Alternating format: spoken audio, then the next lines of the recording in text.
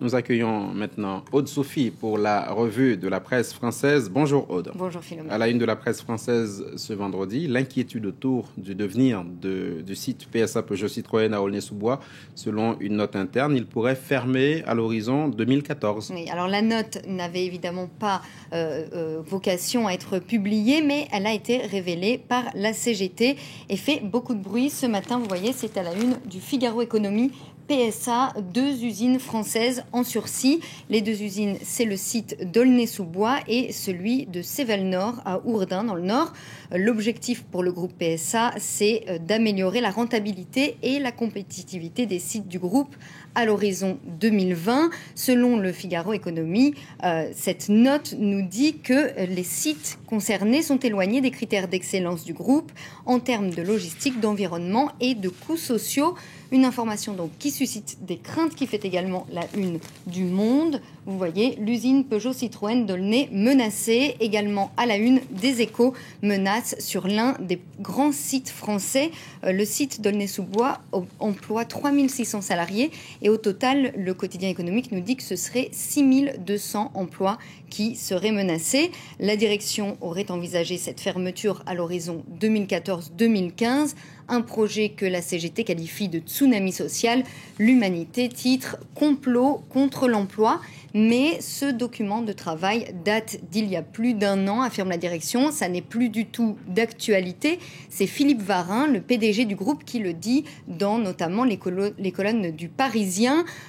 Il affirme que ce projet a été oublié. Les salariés sont tout de même inquiets et pas seulement. Le gouvernement s'est aussi saisi du dossier et Éric Besson, le ministre de l'Industrie, a convoqué Philippe Varin hier à son ministère. Et les 2 hommes se sont entretenus pendant une quarantaine de minutes. Également dans la presse française, Aude, le déplacement de Nicolas Sarkozy en Poitou-Charentes. Oui, c'est un des départements les plus touchés par le manque d'eau.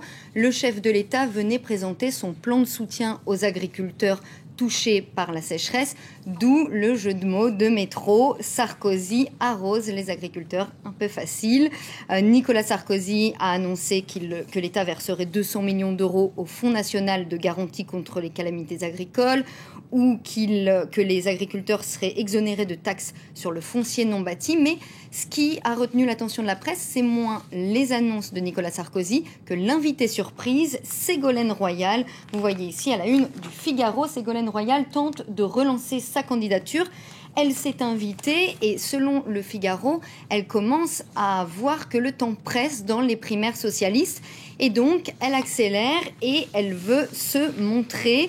Le Parisien nous dit que c'est d'ailleurs pas la première fois qu'elle fait ça. Il la qualifie même de reine de l'incruste. Elle s'est assise au premier rang et finalement elle a été invitée par le président de la République à s'exprimer. Elle a été quand même huée par une partie des personnes venues écouter Nicolas Sarkozy qui a réclamé le silence. Ségolène Royal qui est aussi présidente de la région Poitou-Charentes, accessoirement. Exactement. Autre chose, Aude, la présidentielle qui est bien sûr au cœur des préoccupations de Nicolas Sarkozy, c'est la priorité même, dit le quotidien Libération. Oui. Comment Sarkozy prépare 2012 ? C'est les petits secrets de cette course de fond. Alors, un comité de pilotage très actif, nous dit Libé, quelques hommes clés, notamment Bruno Le Maire, des thèmes de campagne moins clivants qu'en 2007. Tout partira de la crise économique. Donc le programme sera vraiment basé sur l'économie et l'entourage de Nicolas Sarkozy y croit puisque sa popularité, vous l'avez vu sur ce diagramme que publie Libération, remonte depuis 2 mois consécutifs après pas mal de chutes. Merci Aude Sophie pour votre revue de presse.